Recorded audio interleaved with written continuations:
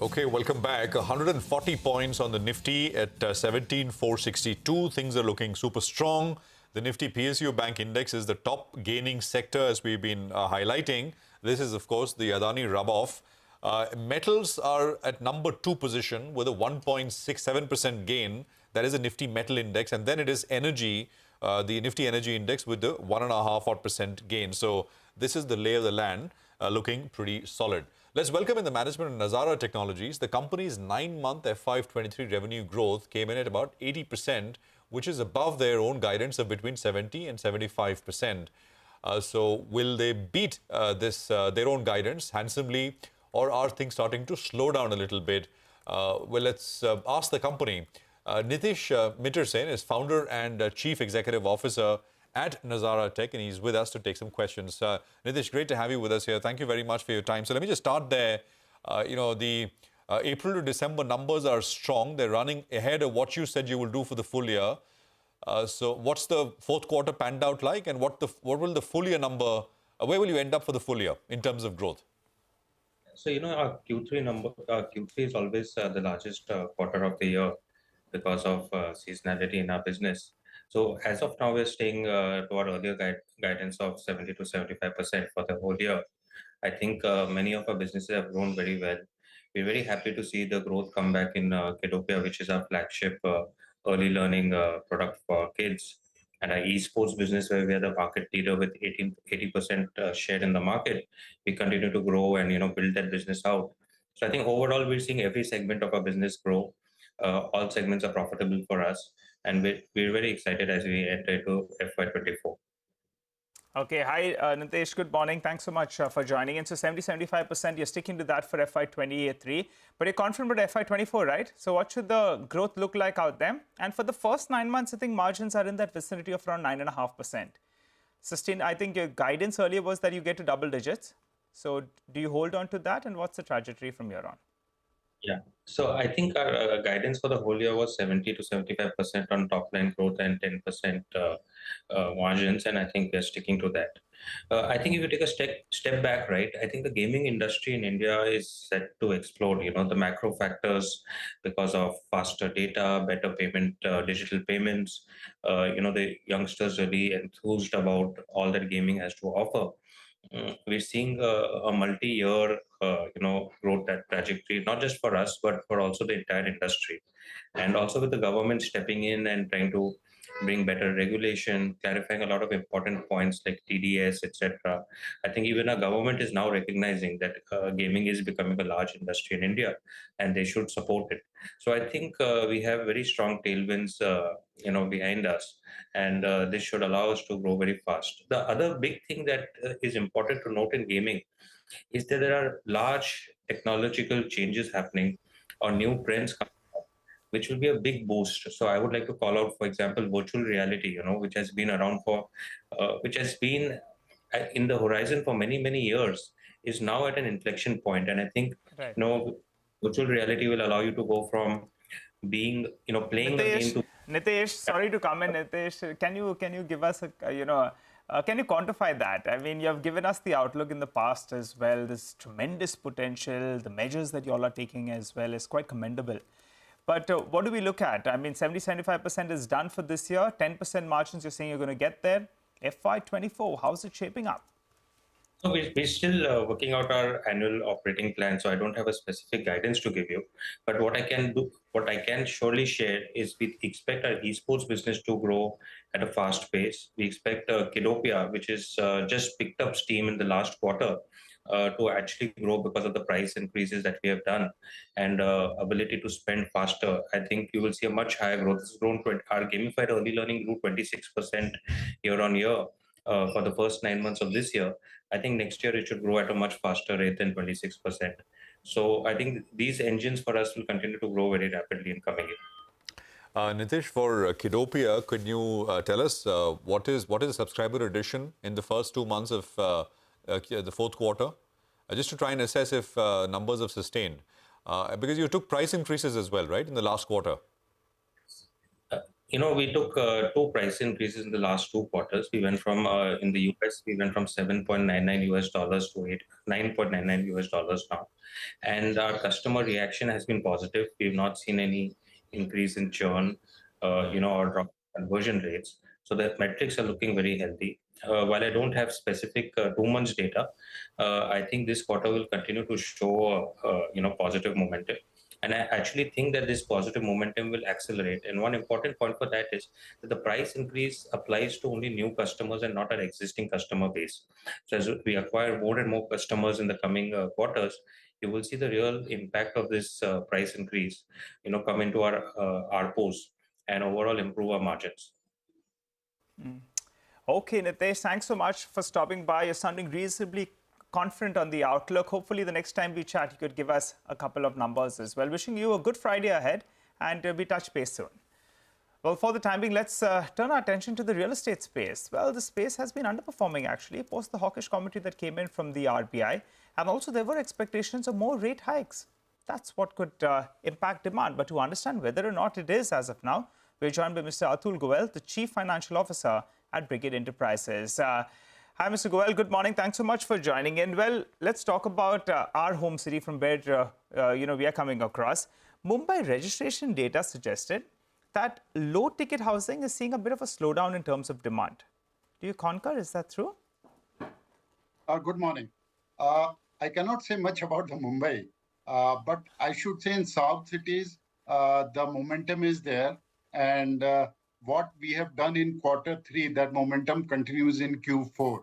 So we are very hopeful that in spite of increasing interest rates, what you were talking before, there are challenges, but I think there is a great demand for the housing sector. I think the cycle has come after 8 years, and we think it should continue. As far as interest rate cycle is concerned, generally, India's home loan interest rates have been between 8 to 9%. So it has reached to that level. So I don't think so it should dent so much. But yes, all the real estate players have to be cautious on the rising interest rates and the RBI commentary.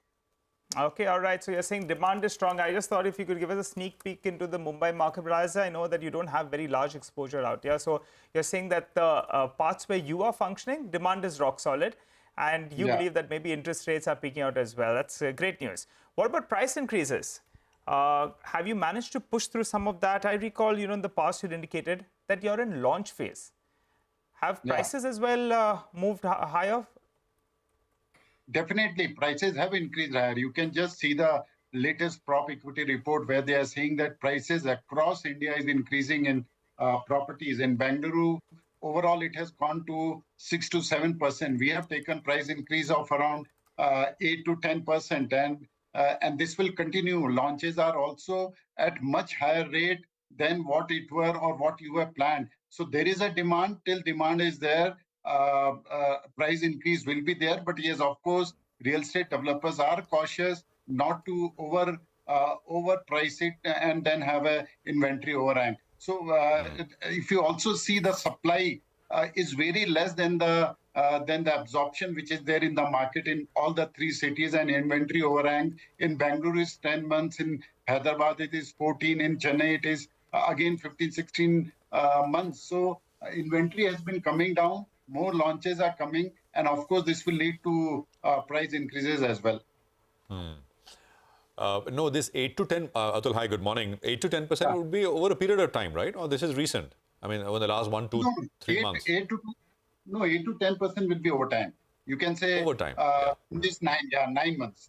But see, the difference is that when you are taking launches you are doing at much higher prices what you would have done maybe 2 years back. So that is major difference.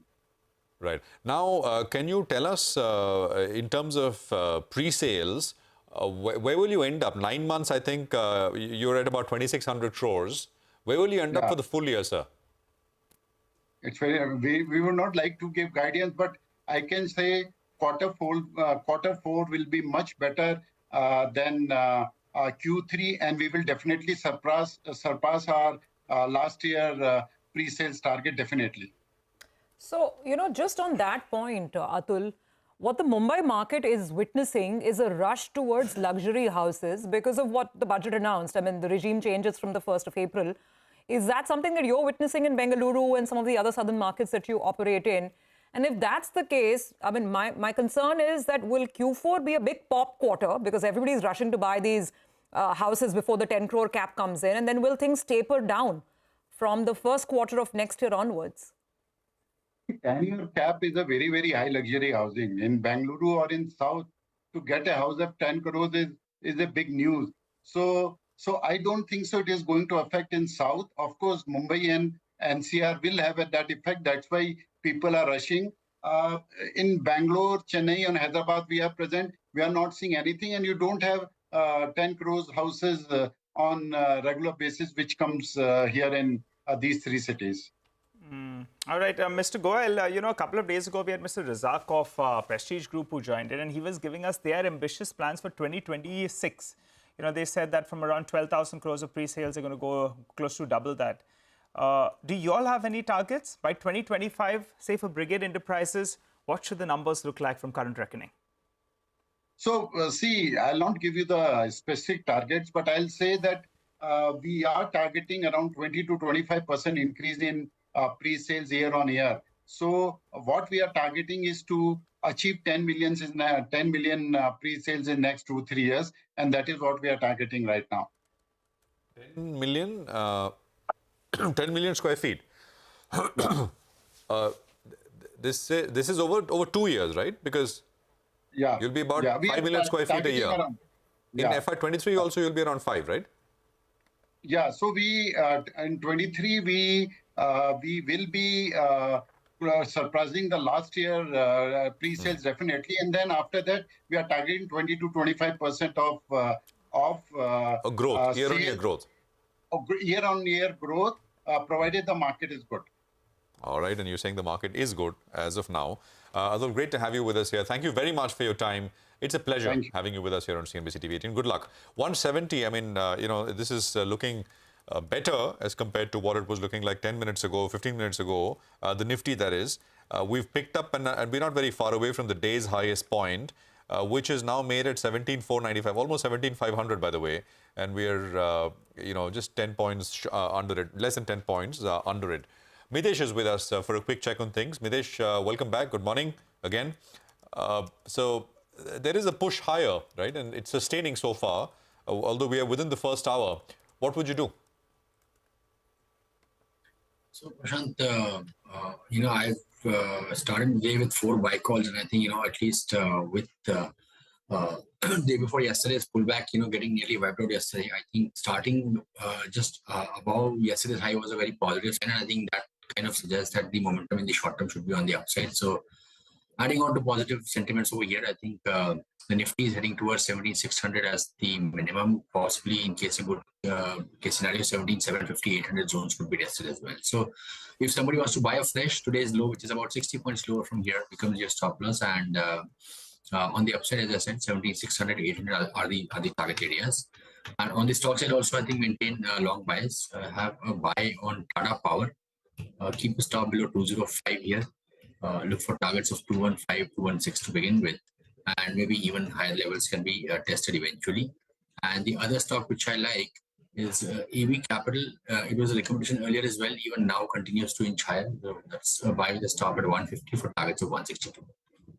Okay, all right, Mitesh, thanks a lot for that. By the way, the first 45 minutes have been very, very good for the bulls. We're holding on to the gains, close at around 17,500. The Nifty Bank, that's playing the splendid innings that we were talking about earlier today. It's crossed that 40,800 odd mark. Now it's on the verge of breaking the 20 DMA. Remember earlier, the wish list would have been the Nifty crosses the 200 DMA, the Nifty Bank heads to around 20 DMA. For the time being, the wish list of the bulls is granted. Let's see whether or not they can push through from here. For the time being, we'll slip into a short break. When you come back, Manisha Gupta will be joining and she'll tell us what's going on in the commodity markets. Stay with us.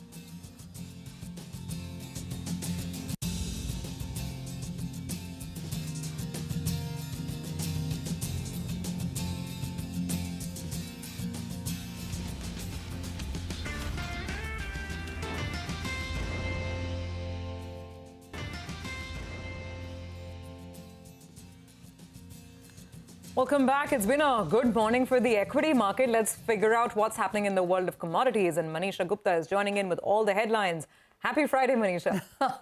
Well, it's happy Friday for the metal investors as well, because after 6 weeks of decline and a complete sell-off that we saw in the month of Feb, March has started on a stronger note. So almost all metals closing this week on a positive note there. It has to do with the strong Chinese PMI data, much better than expectations and better than what we saw in the month of December, clearly has the metal market going higher. Also, the Atlanta Fed president supporting 25 basis point rate hike led to further gains overnight in the New York session for many of these metal prices. So you have gold prices headed for a first weekly gain in 5 weeks right now. Also, you have to look at the iron ore prices and production in the Chinese markets, where there is removal of production curbs in Handan and Tangshan. Those are the major provinces there. And we have seen production and restocking come into the markets, and that tells you that the demand is coming back. The air quality in China's steel producing areas is improving, and the demand from those sectors also seems to be supporting markets. When you look at the transaction of construction steel products, we have seen that go up by 22% on a week-on-week basis in China, and that has led to strong gains in ferrous metals, whether it was iron ore or steel, both of these commodities trading on the positive side. This is what we've done on a weekly basis, very strong gains coming in. So copper price is up by 3.5%, and you have nearly 4% of gains coming in for aluminum. Platinum has seen a jump up by nearly 7%, and gold and silver as well, posting 1.5% of gains for both of them there. Important and interestingly to see would be the non-farm payroll data that comes in the evening today. Markets will take further direction from that. So will the US dollar index. And the next thing to watch is on Sunday. That is when you have the China annual meeting of the National Party Congress. The expectation is that the next 5-year plan from the China National Party Congress could be on infrastructure, construction, and there is more stimulus measures expected from that market, and that is as well supportive. So it's going to be a very busy weekend, especially for the asset class watchers. All right. Thanks very much, Manisha, for that. Well, let's get back to the big story in terms of the Adani Group and the big blocks which happened. The markets, of course, reading it as a big relief, not just for the group, for lenders to the group as well. Abhishek is here with a quick, we're just revisiting what the lenders' exposures are to the Adani Group. Abhishek, over to you.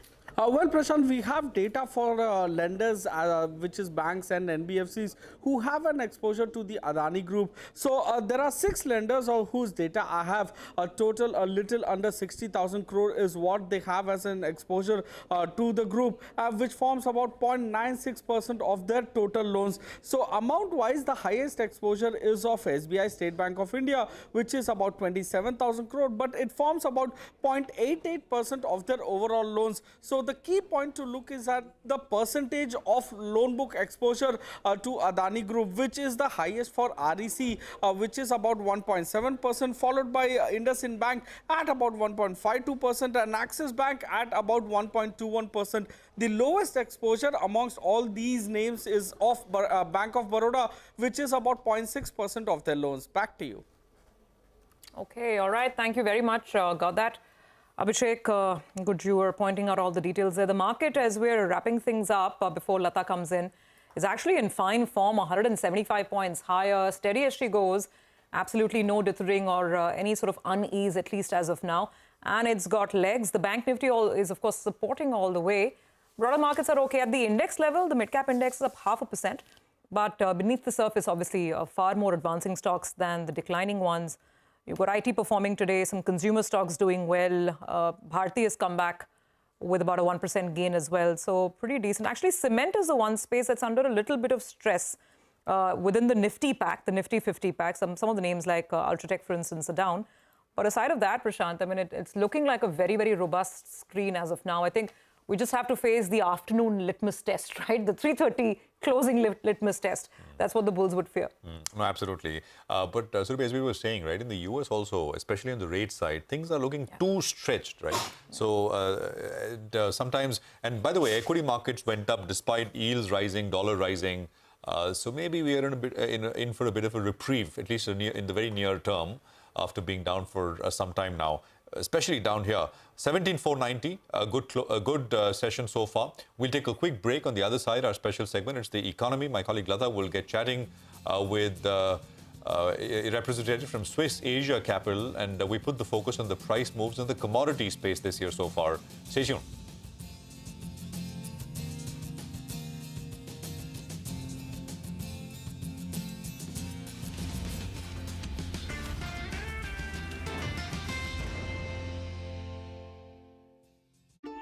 यूं ही नहीं मैं बन जाता हूं।